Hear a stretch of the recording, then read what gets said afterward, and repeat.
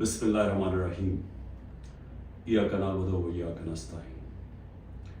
میں پہلے واضح کر دوں کہ میں یہ میڈیا ٹاک اس لیے نہیں کر رہا کہ میں تحریک انصاف کو چھوڑ رہا ہوں۔ میں میڈیا ٹاک اس لیے کر رہا ہوں کہ میں اس وقت چاہتا ہوں میری ساری قوم سمجھے کہ میری طرح کا آدمی سیاست میں کیوں آیا اور اس نے یہ اتنی لمبی 27 سال کی سٹرگل کیوں کی، اور وہ اس کے خدشات کیا ہیں کہ یہ ملک میرا کس طرف جا رہا ہے۔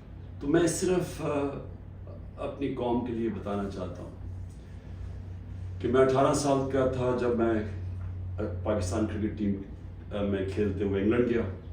اس کے بعد میں نے وہاں 4 سال پڑھائی کی، اور اس کے بعد میں پروفیشنل کرکٹ کھیلتا تھا گرمیوں میں انگلینڈ میں، اور سردیوں میں پاکستان ہوتا تھا یا پھر دنیا میں کرکٹ ٹور کرتا تھا۔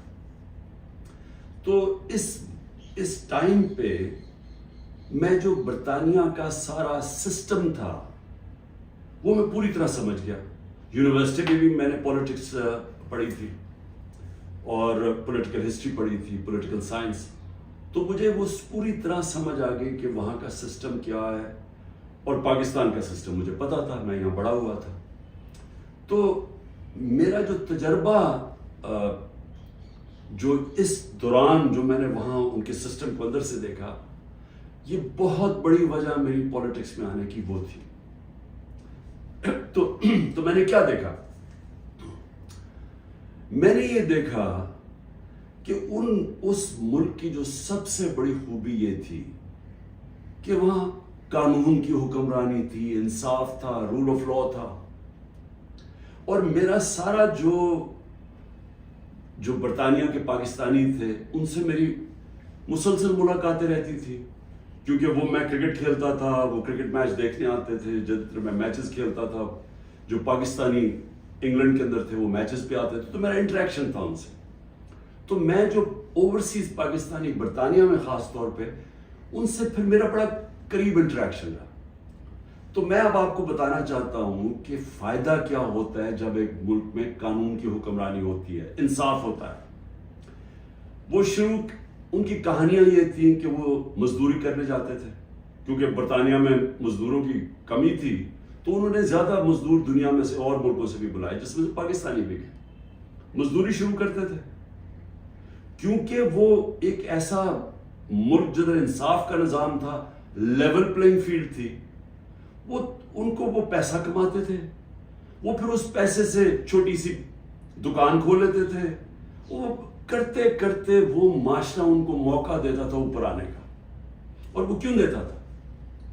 کیونکہ جب ایک معاشرے کے اندر انصاف ہوتا ہے وہ آپ کے حقوق کی حفاظت کرتا ہے۔ مطلب یہ ہوتا ہے کہ اگر آپ اپنے ٹیکس دیں، آپ قانون کے بیچ میں رہیں، وہ ملک آپ کو آزاد کر دیتا ہے، آپ جو مرضی کریں، کوئی آپ کو پوچھتا نہیں ہے، کوئی رات کو پولیس نہیں آپ کے گھروں میں گھس جاتی، کوئی رشوت آپ سے نہیں مانگتا، کوئی آپ نے اپنا کام کروانا ہے، پاسپورٹ بنوانا ہے، آئی ڈی کارڈ بنوانا ہے، آپ کو کوئی پیسے نہیں دینے پڑتے آفیسز میں جس طرح رولتے ہیں بیچارے ہمارے لوگ۔ وہاں کوئی تھانے کچہری کی پالیٹکس نہیں ہے کہ بیچارہ غریب آدمی کبھی تھانے میں رول رہا ہے، کبھی کچہریوں میں رول رہا ہے، کبھی پٹواری سے رول رہا ہے، زمینوں پہ قبضے ہو رہے ہیں، اور سارا وقت ان بیچاروں کو سفارشیں چاہیے تھی۔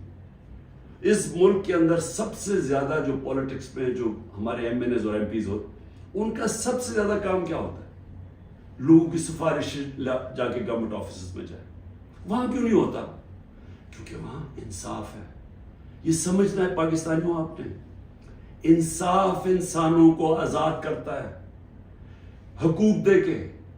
انصاف آپ کو طاقتور سے تحفظ دیتا ہے۔ کوئی بھی آفیشل بیٹھا ہو سرکاری آفس میں، اس کی مجال نہیں آپ کو ذلیل کرنے کی وہاں، کیونکہ وہاں انصاف کا نظام ہے، وہ عدالت میں جا سکتا ہے۔ کوئی اس کی مجال نہیں رشوت مانگنے کی، کیونکہ وہ اس کو عدالت میں جا کے کہہ سکتا ہے اس نے مجھ سے رشوت مانگی۔ کمزور کو طاقتور سے انصاف تحفظ دیتا ہے، اس طرح لوگ آزاد ہوتے ہیں۔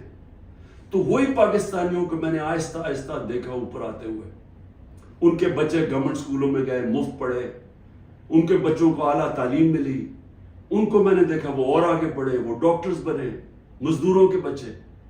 اور سوائے کئی علاقوں میں جو تھوڑی ریسزم تھی، عموماً یہ دیکھا کہ جو وہاں مزدور بھی گئے ان کو دیکھتے دیکھتے بچے آگے بڑھتے گئے، بزنس شروع کی انہوں نے، بڑے کام کیے. لیکن جو بھی یہاں پاکستانی جاتے تھے، جو مجھے ابھی بھی یاد ہے، وہ سارا وقت ترستے تھے کہ میں نے ایک دن پاکستان جانا ہے. وہ پاکستانی میوزک سنتے تھے، پاکستانی فلمیں دیکھتے تھے، کرکٹ میچ دیکھتے تھے، سارا وقت یاد کرتے تھے پاکستان کہ جیسے ہی ہم نے پیسہ کما لیا ہم پاکستان جائیں گے. اب ان کے بچے وہاں پڑھ جاتے تھے، بڑے ہو جاتے تھے. جب بچے تھوڑے بڑھ جاتے تھے، بڑے ہوتے تھے، وہ پھر آپ پاکستان آنے کی کوشش کرتے تھے. اب میں آپ کو بتاتا ہوں کہ کیوں ہم آگے نہیں بڑھ رہے. وہ آتے تھے پاکستان، ان کے بچے جب پاکستان میں بزنس کام شروع کرتے تھے ان سے کام ہی نہیں ہوتا تھا. وہ عادی تھے کہ وہ سسٹم میں جائیں، وہاں سسٹم کام کرتا ہے، کام ہو، وہاں آپ کا جائز کام ہو، آپ کو کوئی پیسے نہیں دینے پڑتے، آپ کو فوری کام ہو جاتا ہے، کوئی رکاوٹیں نہیں ہیں. آپ بزنس کھولنا چاہیں، آپ محنت کریں، آپ وہ بزنس کامیاب ہو سکتی ہے. نفع نقصان ہوتا ہے لیکن کوئی رشوت نہیں مانگتا، کوئی آپ سے آ کے انسپیکٹر نہیں آتا، کوئی یعنی سرکاری آفیشل آپ کو تنگ نہیں کر سکتے. یہاں کی ان کو مشکل پڑ گئی. وہ تھوڑی دیر آتے تھے، کوشش کرتے تھے، تھوڑی دیر کے بعد ملک سے باہر واپس رہ ہی نہیں سکتے تھے. کرپٹ نظام میں ایک وہ نظام جدھر انصاف نہیں ہے، وہ نہیں گزارا کر سکتے تھے. وہ بیچارے ماں باپ واپس چلے جاتے تھے انگلینڈ. کئیوں کو میں جانتا ہوں، انہوں نے پیسہ اکٹھا کیا، محنت کی، 15-20 سال سرمایہ کاری، اتنا سرمایہ اکٹھا کر کے پاکستان آ کے بزنس کھولی. وہ اس نظام میں ان کی بزنس نہیں چلتی تھی. یہاں رشوتیں دینی پڑتی تھی، یہاں ہر سسٹم یعنی سسٹم میرٹ کو اجازت نہیں دیتا آگے بڑھنے کے لیے کیونکہ انصاف نہیں ہے. اور وہ یہاں تباہ ہو کے، میں نے دیکھا لوگ یہاں فراڈ ہوئے، ان سے ہر جگہ زمینوں پہ قبضے ہوئے، ان کے گھروں پہ قبضے ہوئے. جب وہ واپس آتے تھے پیچھے قبضہ ہو جاتا تھا. تو ہوتا کیا تھا، وہ سارے پھر واپس چلے جاتے تھے. اور آخر میں یہ ان کو پتا چلا کہ پاکستان میں ہم بزنس نہیں کر سکتے. اب 1 کروڑ پاکستانی ہے. اب یہ ذرا آپ نے سننا ہے، 1 کروڑ پاکستانی باہر بیٹھا ہے. صرف برطانیہ امریکہ میں جو 16,000 پاکستانی امریکن ڈاکٹرز ہیں، 16,000، ان کی نیٹ ورتھ، جو ان کی ٹوٹل ان کی جو دولت ہے 16,000، 200 ارب ڈالر ہے. 200 ارب ڈالر ان کی نیٹ ورتھ ہے. جو 10 پاکستانی سب سے امیر ہیں اس وقت امریکہ میں، پاکستانی امریکنز، 25 ارب ان کی نیٹ ورتھ ہے ڈالرز. صرف جو پاکستانیوں کو یہاں سمجھتے ہیں کہ یہاں حالات اچھے نہیں ہیں، جنہوں نے دبئی میں، اس میں حلال کا بھی پیسہ حرام کا بھی ہے، صرف دبئی میں انہوں نے جو پراپرٹیز لی ہوئی ہیں 20,000 پاکستانیوں نے، وہ 10.4 ارب ڈالر کی پراپرٹیز لی ہوئی ہیں. ہم 6 ارب کے پیچھے، ڈالر کے پیچھے، IMF کے پیچھے بھاگ رہے ہیں. تو میں یہ صرف آپ کو کیوں بتا رہا ہوں؟ ہمارا ملک، اللہ نے ساری نعمتیں دی ہوئی ہیں اس کو. ایسا ملک دنیا میں نہیں ہے. ہر قسم کی یعنی 12 موسم ہیں، اوپر سے نیچے جائیں بدل جاتا ہے، ملک بدل جاتا ہے، اس میں ہر کچھ اگ سکتا ہے. زرخیز زمین ہے، اس کو ہم صحیح استعمال نہیں کر پا رہے. لیکن جب تک ہم انصاف کا نظام نہیں ٹھیک کرتے، ہم اس ملک میں اس دلدل میں گھس رہے ہیں. میں اب آپ کو بتاؤں کہ میں نے جب یہ پاکستانیوں سے جو برطانیہ میں تھے، کیونکہ میرا اصل میں کرکٹ کھیلتا تھا، میں نے آپ کو بتایا میرے ان سے رابطہ تھا، تو تب میں نے فیصلہ کیا کہ ہم پاکستان کے اندر جب تک یہاں ایک انصاف کا نظام نہیں آتا، ہمارا ملک آگے نہیں بڑھ سکتا. کیونکہ اتنا بڑا سرمایہ کاری ہو سکتی ہے اوورسیز پاکستانی سے، لیکن وہ آتے نہیں ہیں پاکستان میں. وہ صرف اپنی ریمیٹنس بھیجتے ہیں، جو اصل تو سرمایہ کاری سے ملک اوپر جاتا ہے. تو میں نے پھر تحریک انصاف بنائی 96 میں، اور اس کا نام تھا انصاف کی تحریک. اس کی نظریہ کیا تھا؟ اسلامی فلاحی ریاست. وہ نظریہ کدھر سے لیا؟ جو قرارداد پاکستان ہے، آبجیکٹو ریزولوشن ہے، جس میں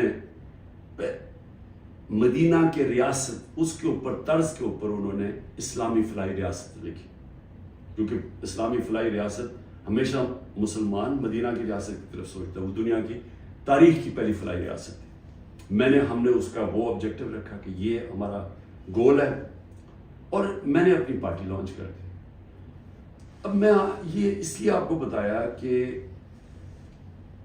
ہمارا جب تک ملک اس چیز کو سمجھتا نہیں ہے کہ ہم نے اس ملک میں قانون کی حکمرانی قائم کرنی ہے، اس کے بغیر پاکستان کا کوئی فیوچر نہیں ہے۔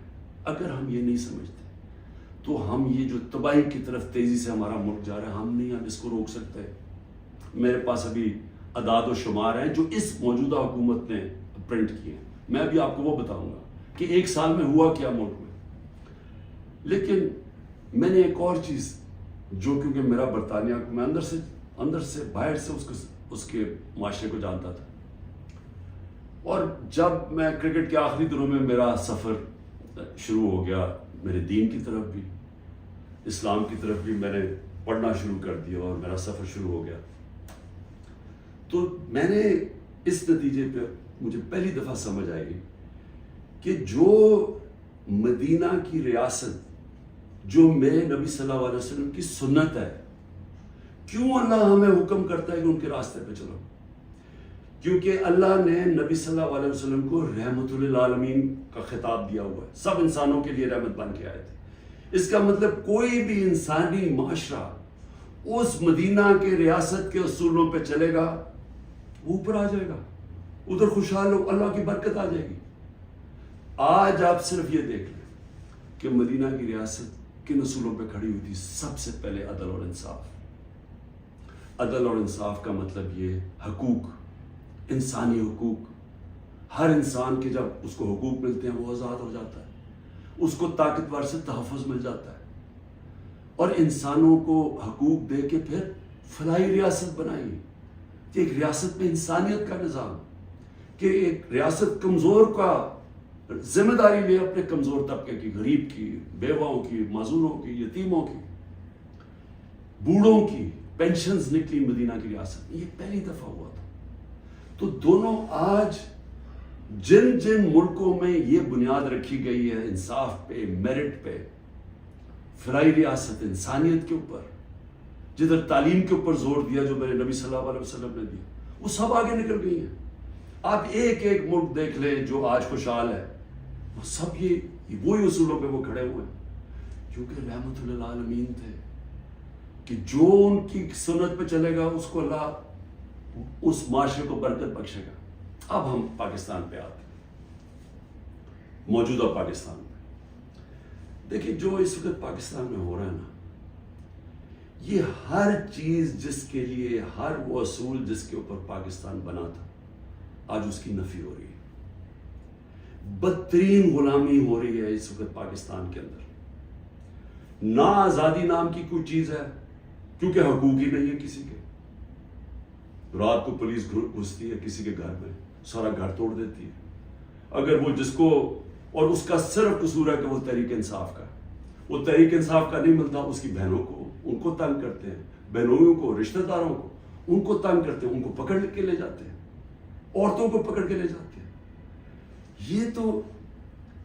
یہ تو ہم سنتے تھے کہ ہٹلر کی جرمنی کے اندر ایسے ہوتا تھا، میں نے تو اس طرح کی چیزیں سنی نہیں کبھی، کہ جس طرح میرے گھر پہ اٹیک ہو۔ میں اپنا صرف بتا رہا ہوں، بیوی اکیلی بیٹھی ہے، 40 پولیس والے گھس گئے، سارا توڑ پھوڑ کے لوٹ کے چلے گئے گھر، نوکروں کو مارا، جو بچا ہنسام آئے ان کو اٹھا کے لے گئے اور مارا یا بری طرح۔ کس قانون کے تحت؟ تو یہاں تو مکمل طور پہ جنگل کا قانون نافذ ہو گیا، یہاں تو بنیادی حقوق ہی ختم ہو گئے ہیں۔ آج آئین کچھ کہتا ہے، کہاں آئین اجازت دیتا ہے کہ ایک ہوتا ہے کور کمانڈر کا گھر جلایا جاتا ہے۔ مجھے پہلی دفعہ پتا چلتا ہے جب میں 4 دن کے بعد نکلتا ہوں، مجھے چیف جسٹس صاحب سپریم کورٹ کے کہتے ہیں، ادھر ہی میں مذمت کرتا ہوں۔ کون نہیں مذمت کرے گا؟ اب جس کو پکڑتے ہیں وہ آ کے بیٹھتے ہیں، جی میں پی ٹی آئی چھوڑو، میں جی فوج کے ساتھ ہوں اور میں بڑی مذمت کرتا ہوں 9 مئی کو، تو کون نہیں کرتا؟ ہم نے کبھی کہا کہ ہم نے مذمت نہیں کی؟ کوئی چاہے گا اپنے ملک کے آپ اپنی فوج کے خلاف کوئی کاروائی کریں یا اپنی فوج کو بدنام کوئی چاہے گا، کیونکہ جب آپ کی فوج کمزور ہوتی ہے ملک کمزور ہو جاتا ہے. لیکن یہاں تو ایک عجیب ہی ماحول بنا دیا گیا ہے. وہ کور کمانڈر کا انویسٹیگیٹ کیے بغیر، یہ پتہ ہی نہیں ابھی تک کہ کس نے کیا کیا، اس کے انویسٹیگیٹ کیے بغیر پورا پاکستان میں تحریک انصاف کے اوپر کریک ڈاؤن ہو گیا. اچھا جی کتنی جگہ چلی تھی مجھے تو یہ بھی نہیں پتا، کور کمانڈر کا تو ہمیں پتا ہے، اور گاڑیاں کو ہمیں خود، ہمارے پاس تصویریں ہیں کہ پولیس خود گاڑیاں جلا رہی ہے کہ ہمارے سامنے. وہ ریڈیو پاکستان پشاور کیسے جل گیا؟ وہ مظاہرہ تو کہیں اور ہو رہا تھا، وہ ایک دم وہ جل گیا.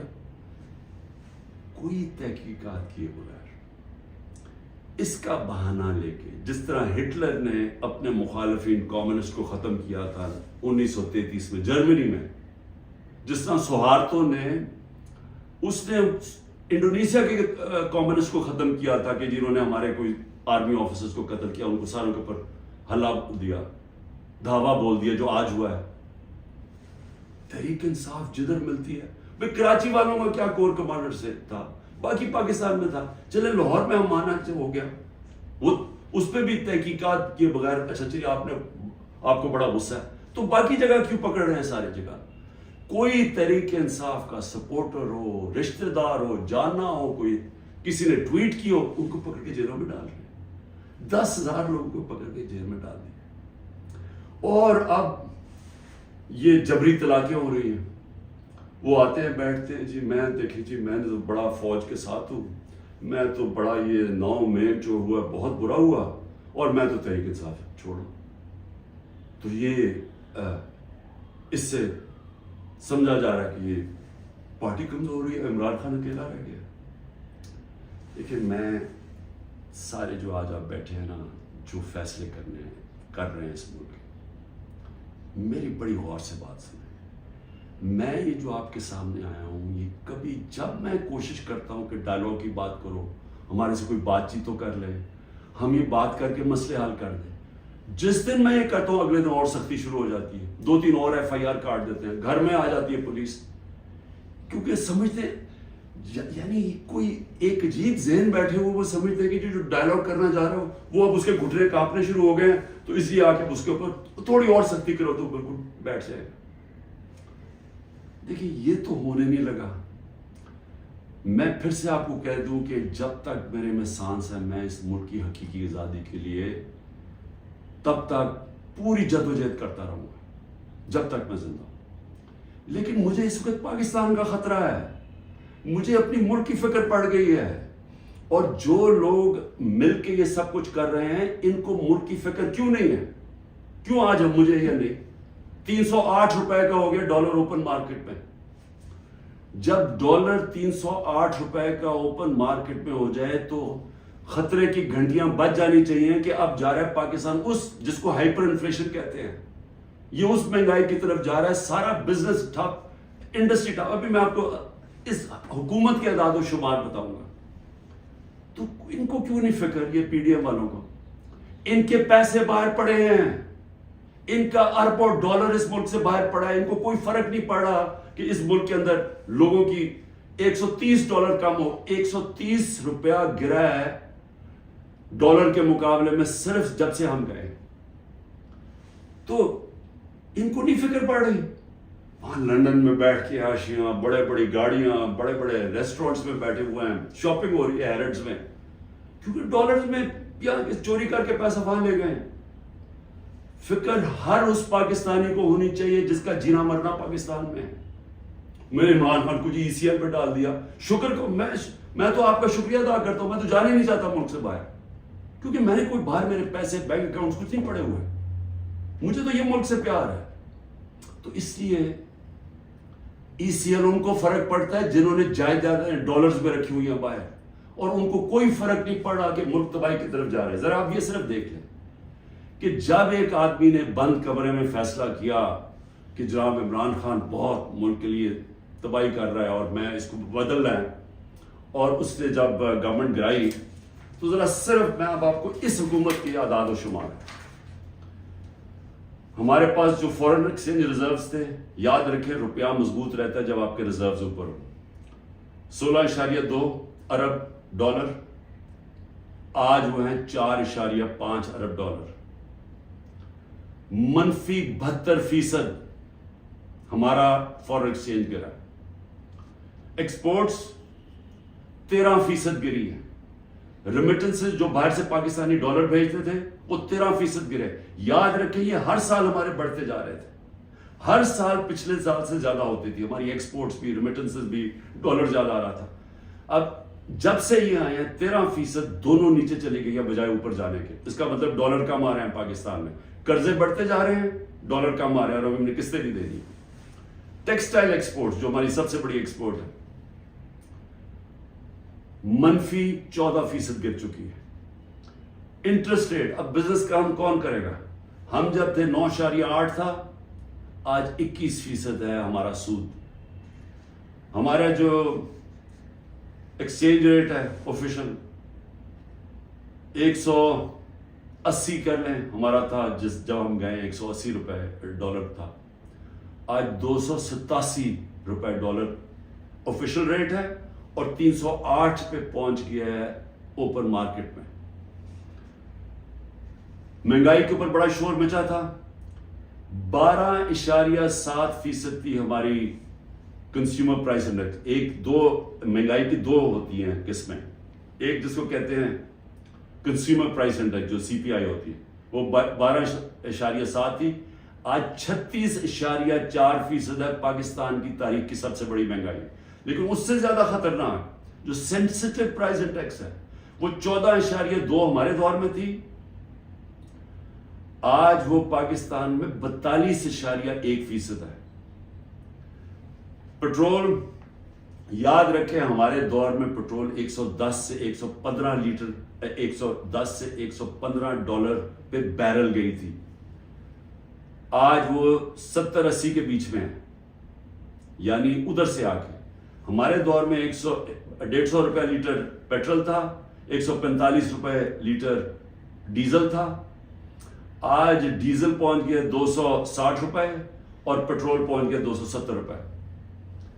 جب پیٹرول مارکیٹ میں نیچے، انٹرنیشنل تیل نیچے چلا گیا تو یہ آپ ذرا دیکھیں تقریباً 100 روپے اوپر گیا۔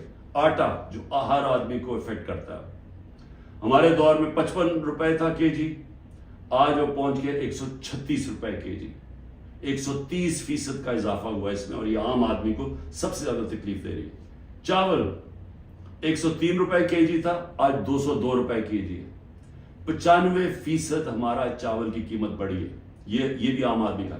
گھی، انٹرنیشنل مارکیٹ میں جو پام آئل ہم امپورٹ کرتے ہیں وہ آدھا ہو گیا ہے، آج ہمارے دور میں 468 روپے کے جی تھا، آج 603 روپے کے جی ہے، جبکہ آدھا ہو گیا انٹرنیشنل مارکیٹ میں۔ اور دودھ 170 روپے لیٹر تھا، آج 170 روپے لیٹر۔ میں اور بھی آپ کو بتا دوں کہ جس سے آپ کی دولت میں اضافہ ہوتا ہے، ہماری جو گروتھ ریٹ تھی، یعنی جس ریٹ پہ ہماری دولت میں اضافہ ہو رہا تھا، جس کو GDP کہتے ہیں، GDP میں اضافہ، وہ 6.1% تھی، آج وہ چلی گئی ہے منفی 0.2%، 0.2% پہ چلی گئی۔ انڈسٹریز، ہماری اوور آل انڈسٹری 6.8% پہ بڑھ رہی تھی، آج وہ -2.9% پہ چلی گئی۔ یعنی جس سے آپ کے ملک میں دولت بنتی ہے، جس سے آپ ٹیکسز بڑھتے ہیں، جس سے آپ روزگار دیتے ہیں، وہ انڈسٹری جو زیادہ تر انڈسٹریز وہ -2.9 پہ پہنچ گئی ہیں، اور جو لارج اسکیل مینوفیکچرنگ ہے جس سے سب سے زیادہ دولت میں اضافہ ہوتا ہے، وہ ہمارے دور میں 11.9% پہ بڑھ رہی تھی، وہ آج -7.9% پہ چلی گئی، تقریباً 8% منفی پہ چلی گئی۔ جو کنسٹرکشن ہے جس سے سب سے زیادہ نوکریاں ملتی ہیں، وہ 1.9% پہ بڑھ رہا تھا ہمارے دور پہ، آج وہ -5.5% پہ چلی گئی۔ اور پھر کاٹن، کیونکہ ہمارا سب سے زیادہ جو کپڑا بناتے ہیں ہم، اس سے ہمارا اضافہ بھی ہوتا ہے، نوکریاں بھی ملتی ہیں، ایکسپورٹس بھی بڑھتی ہیں، وہ 9.2% پہ بڑھ رہی تھی، آج وہ -23% پہ پہنچ گئی ہے، یعنی کہ بند ہو رہی ہے انڈسٹری. میں یہ آپ کو یہ صرف فگر اس لیے دے رہا ہوں، اور جو بھی ہمارے اس ملک میں فیصلے کر رہے ہیں میں اس لیے آپ کو کہہ رہا ہوں کہ یہ ملک تباہی کی طرف جا رہا ہے. ان کے پاس کوئی روڈ میپ نہیں ہے. جتنا ٹائم دے رہے ہیں یہ ملک نیچے جاتا جا رہا ہے. جن لوگوں کے پاس ڈالرز میں باہر پیسے نہیں رکھے ہوئے ان سب کے لیے تباہی آئی ہوئی ہے. سارا تنخواہ دار طبقہ آج تکلیف میں ہے. جس کے پاس سیلریز ہیں ان کا اگر 100 روپیہ سال پہلے اگر 100 روپیہ چیزیں خریدتا تھا وہ 50 روپے رہ گئے. تو یہ تو ایک عذاب آنے والا ہے. اور ابھی یہ جو روپیہ گر رہا ہے کیونکہ ان کے پاس جب آپ کیسے آپ نے قرضے دینے آپ اگلے مہینے قرضوں کی قسطیں دینی ہے. جب آپ کی دولت میں اضافہ نہیں ہو رہا، جب ڈالرز ہی نہیں بڑھ رہا ہے، جب آپ کی انڈسٹری بند ہو رہی ہے، جب آج کسانوں کے پاس وہ پیسہ ہی نہیں رہا کیونکہ وہ اتنی مہنگائی ہو گئی ہے کہ اس کے پاس پیسہ نہیں بچتا اپنی زمین پہ لگانے کے لیے، تو وہ اس کی ظاہر ہے اس کی پیداوار گرنی شروع ہو جائے گی. تو ہم نے کدھر سے قرضے واپس کرنے؟ ہم آج پاکستان میں ہمیں یہ سمجھنا چاہیے کہ ہم اگر اس وقت اس کو ہم ٹھیک نہیں کرتے یہ سب کے ہاتھ سے نکلنے والی ہے. دیکھیں معاشرہ کنٹرول سے باہر بھی نکل جاتا ہے. سری لنکا میں اس سے کم حالات تھے جبکہ لوگ سڑکوں کے اوپر آ گئے. ابھی تک لوگ سڑکوں پہ کیوں نہیں آ رہے؟ کیونکہ انہوں نے الیکشن پہ کی امید لگائی ہوئی ہے کہ ہم جو ہمارے سے ہوا ہے وہ اندر گھروں میں بیٹھ کے تپے ہوئے ہیں کہ جب الیکشن آئے گا تو ہم ان کو سبق سکھائیں گے. تو یہاں تو الیکشن کروانے کا کوئی پلان ہی نہیں ہے. یہاں تو الیکشن کا تب پلان ہے جب عمران خان کو کرش کیا جائے گا، اور وہ کرش کیا جا رہا ہے. یعنی یہ جو ہمارے اوپر جس طرح کا جبر ہو رہا ہے اور جس طرح کا یہ ظلم ہو رہا ہے تو یہ تو کبھی ہوا ہی نہیں ہے پاکستان میں کسی پارٹی سے. اور یہ اس کے پیچھے یہ سوچ ہے کہ جب یہ کرش ہو جائے گی پارٹی تب ہم الیکشن کروا دیں گے. دیکھیں کیونکہ میں بڑا ہوں، میں نے ایسٹ پاکستان مجھے یاد ہے. میں بار بار لوگوں کو بتاتا ہوں کہ آخری فلائٹ میری آئی تھی ڈھاکہ سے، میں انڈر 19 کا میچ کھیلنے گیا تھا. اس کے بعد آپریشن شروع ہو گیا تھا اپریل 71 میں. دیکھیں ہوا کیا تھا اس پاکستان میں، اس پھر سے یاد رکھیں، تاریخ سے سیکھنا چاہیے. ذوالفقار علی بھٹو نے 81 سیٹیں جیتی پاکستان میں 138 میں سے، اور کہا تھا ذوالفقار علی بھٹو کا انقلاب آ گیا تھا، اور واقعی انقلاب تھا، روٹی کپڑا مکان کا انقلاب آیا تھا. لیکن 138 میں سے ذوالفقار علی بھٹو نے 81 سیٹیں جیتی. اور اس نے جو نعرہ تھا کہ میں پہلی دفعہ عوام کا نام لیا. پہلے تو عوام کا نام ہمیں پتہ نہیں عوام کیا ہوتی ہے، کیونکہ پہلے تو اور قسم کی سیاست تھی. تو اس نے ایک ذہنوں میں انقلاب لے کے پہلی دفعہ عوام کی بات کی. لیکن مجیب الرحمان 162 سیٹیں تھی ایسٹ پاکستان میں، اس نے 160 جیتی، صرف 2 سیٹیں ہاری اس نے. تو وہ کیا کہہ رہا تھا؟ وہ انصاف کہہ رہا تھا کہ ہمارے سے انصاف نہیں ہو رہا، ہمارے حقوق نہیں مل رہے، ایسٹ پاکستان کو کالونی کی طرح رکھا جا رہا ہے، ہمیں سیکنڈ کلاس شہریوں کی طرح رکھا جا رہا ہے. اور وہ انصاف مانگ رہا تھا، حقوق مانگ رہا تھا، وہ آزادی نہیں مانگ رہا تھا. جب ہم نے آپریشن شروع کیا تو وہ پھر حقوق سے آزادی کی طرف چلا گیا. وہ بات کرنے کے لیے بھی تیار تھا. اور مجھے ابھی بھی یاد ہے جب ہمارا ملک ٹوٹا تھا، میں انگلینڈ میں تھا، پڑھ رہا تھا، تو جو دھچکا ہم سب کو لگا تھا، یعنی ہم ہل کے رہ گئے تھے. پھر لوگوں نے اپنے دل بلائے، نہیں جی اس پاکستان تو بڑا غریب ملک تھا، ہمارے اوپر بوجھ تھا، وہاں سائیکلون آتا تھا تو ہمیں ان کو پیسے دینے پڑتے تھے، اس طرح کی باتیں کی. آج بنگلہ دیش ہمارے سے آگے نکل گیا ہے. اور میں آج آپ کو یہ بتا دوں کہ یہ جو ایسٹ پاکستان سے سبق سیکھنا ہے وہ یہ کہ جب ایک قوم آزادی کا فیصلہ کر لے اور اپنے حقوق کے لیے، حقوق کا ہوتا کیا ہے؟ آپ کو انصاف ملتا ہے، انصاف آپ کو حقوق دیتے ہیں، حقوق آپ کو طاقتور سے کمزور کی تحفظ دیتا ہے. جب تحفظ ملتا ہے وہ آزاد ہو جاتا ہے، اس کو لیول پلینگ فیلڈ مل جاتی ہے، اس ملک میں خوشحالی آ جاتی ہے، کیونکہ وہ پھر زیادہ تر بڑی بزنسز تو نہیں ہیں پاکستان میں، جو میں بتا رہا ہوں اوورسیز پاکستانی کیوں نہیں آتا، وہ زیادہ تر چھوٹی بزنسز ہیں. چھوٹی بزنس پاکستان میں چل نہیں سکتی کیونکہ ان کے پاس اتنی طاقت نہیں ہوتی رشوت دینے کی، ان کے پاس اتنا ٹائم نہیں ہوتا کہ وہ آفیسز کے چکر لگائیں، وہاں ان کو وہ ڈیلے صرف اس لیے کریں جب تک آپ رشوت نہیں دیتے، تو وہ چلے جاتے ہیں واپس. تو چھوٹی بزنس جو اسمال اور میڈیم صنعت ہوتی ہے وہ ایک ریڑھ کی ہڈی ہوتی ہے ملک کی. اصل تو روزگار وہ دیتا ہے، ساری دنیا میں اسمال اور میڈیم انڈسٹری دیتی ہے، یہاں وہ چلنے نہیں دیتے کیونکہ یہاں ایک سسٹم بڑا کرپٹ ہے، کیونکہ یہاں انصاف نہیں ہے. تو جو میں آج آپ کو کہنے کی کوشش کر رہا ہوں کہ انصاف جب ایک لوگوں کے دلوں میں چلا جاتا ہے کہ ہمیں انصاف چاہیے، ہمیں حقوق چاہیے، ہمیں آزادی چاہیے، پھر آپ ان کے اوپر جو مرضی کریں، ملٹری آپریشن بھی، وہ پھر بیج دل سے نہیں نکلتا. کیونکہ جو اللہ نے ہمارے اندر یہ پیدا کیا ہوا ہے آزادی کا، یہ جو آزادی کا بیج ہے، یہ انصاف اور آزادی ساتھ ساتھ جاتے ہیں، یہ اندر ہے ہمارے. اور اس نے جب لا الہ الا اللہ کہتا ہے، ہم اسے وعدہ کرتے ہیں، وہ ہمیں آزاد کرنا چاہتا ہے اللہ، کیونکہ صرف آزاد لوگ اوپر جا سکتے ہیں. تو جب لوگوں کا دل میں آزادی کا جذبہ آ جاتا ہے، وہ پھر یہ جبری طلاقوں سے، یہ پکڑ دکڑ کر کے، یہ مار پیٹ کے، یہ خوف کر کے، اس سے یہ جاتا نہیں ہے. پھر یہ نفرتیں بڑھ جاتی ہیں، یہ اور زیادہ غصہ بڑھ جاتا ہے، یہ کہیں جانے نہیں لگا. یہ جو مرضی آپ کریں کہ ہر روز بیٹھ کے جی مجھے تو فوج سے بڑا پیار ہے اور 9 مئی کو بڑا برا کیا گیا، میں چھوڑا پارٹی. تو کیا اس سے پارٹی، کیا لوگ بیوقوف ہیں؟ کیا لوگوں کو نہیں سمجھ آ رہی کیا ہو رہا ہے؟ تو میں آخر میں یہ کہنا چاہتا ہوں، دیکھیں یہ پاکستان کی اس وقت جنگ ہے، یہ تحریک انصاف کو ختم کرتے کرتے پاکستان کو تباہ نہ کریں. یہ اگر اس وقت ہم نے سٹیپس نہ لیے، قدم نہ اٹھایا، یہ ادھر چلا جائے گا، کوئی بھی نہیں کچھ کر سکے گا. سارا تنخواہ دار طبقہ تھوڑی دیر میں کھڑا ہو جائے گا. جب ان کے گھر میں چولہے نہیں ڈلیں گے، جب ان کی دیکھتے جائیں گے کہ ان کے پیسے کو خریدار کم ہوتی جا رہی ہے، جب وہاں عورتیں ہیں، ان کو پتا ہے کہ جو کچن چلاتی ہیں کہ کیا ہو رہا ہے آج ان کے ساتھ. وہ میں نے آپ کو بتایا سینسٹیو پرائس انڈیکس جو کہ کھانے پینے کی چیزوں کا ہے، وہ 42% پہ ہے. تو جب یہ حالات ایسے ہو جائیں پھر ایک معاشرہ پھٹ جاتا ہے. تو میں اس لیے بات چیت کی بات کر رہا ہوں کہ یہ ٹائم ہے، یہ ملک ٹھیک تب ہوگا جب اس سارے ملک کے ادارے اکٹھے بیٹھیں اور ملک کی سب سے بڑی ایک ہی جماعت جو فیڈرل پارٹی ہے پاکستان کی، وہ سب اکٹھے بیٹھیں اور وہ بیٹھ کے اس مسئلے کا حل نکالیں.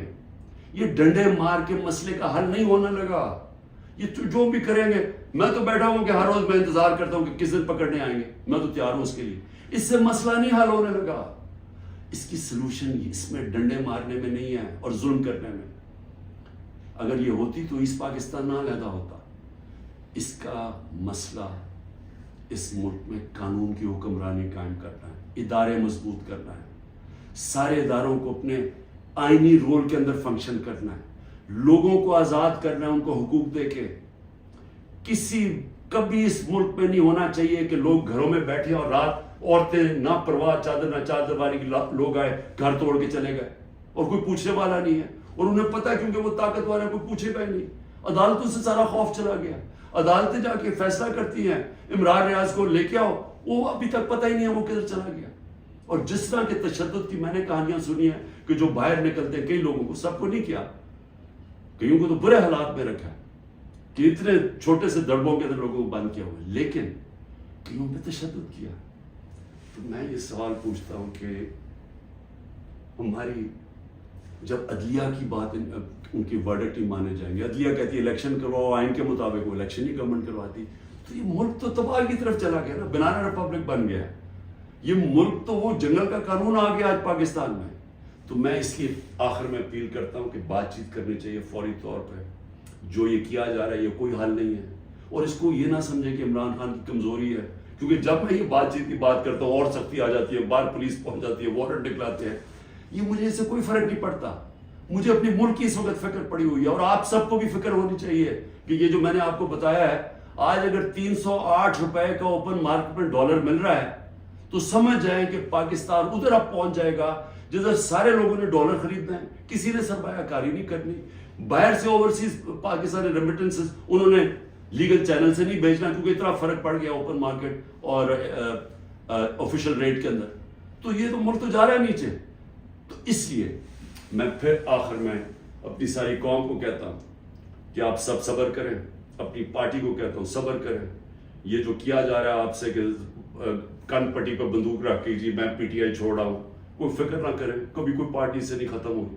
پارٹی تو ختم ہوتی ہے جب نظریہ ختم ہو جاتا ہے. آج آپ کے سامنے پی ڈی ایم کی جماعتیں ہیں, پوری اسٹیبلشمنٹ کی مدد کر رہی ہے, الیکشن کمیشن ان کے ساتھ ملی ہوئی ہے, انتظامیہ ساری ان کے ساتھ ملی ہوئی ہے. کیوں یہ الیکشن سے ڈر رہے ہیں؟